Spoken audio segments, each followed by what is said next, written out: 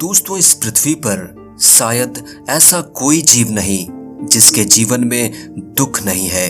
हम सभी के जीवन में अलग अलग प्रकार के दुख अड्डा जमाए हुए हैं। कोई शारीरिक पीड़ा से दुखी है तो कोई मानसिक रूप से व्यथित है।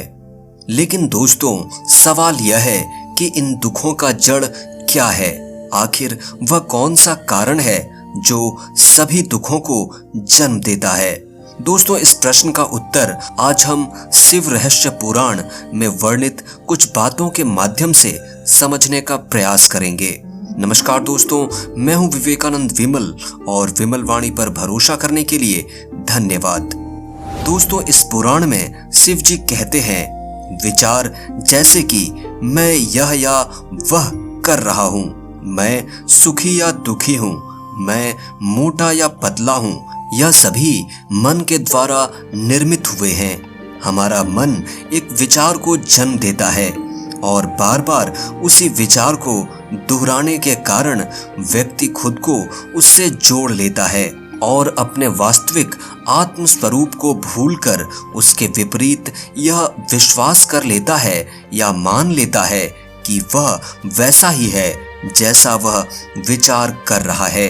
मनुष्य या मानव शब्द मनु से बना है और मनु मन से बना है, क्योंकि मन के आधार पर ही मनुष्य खुद को निर्मित करता है। इसलिए यह कहा जा सकता है कि मनुष्य जो सोचता है वही वह बन जाता है।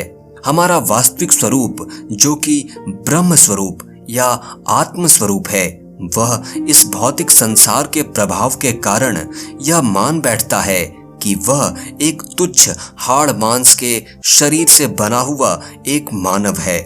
लेकिन आत्म तत्व के सच्चे विचारों के द्वारा स्वयं को जागृत करके वह फिर से वास्तविक दिव्य स्वरूप को प्राप्त कर सकता है या मुझ तक पहुंच सकता है, क्योंकि सभी चीजें मुझसे ही उत्पन्न होती हैं और मुझी में लौट आती हैं। यही सनातन धर्म है।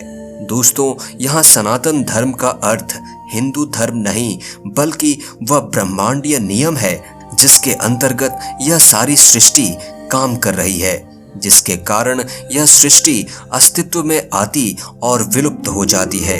दोस्तों, शिव जी आगे कहते हैं, जो भी इस सत्य को जानते हैं वे लोग स्पष्ट रूप से यह कहते हैं कि आत्म स्वरूप आनंद स्वरूप है, मृत्यु रहित यानी अमर है और सभी बंधनों से मुक्त है।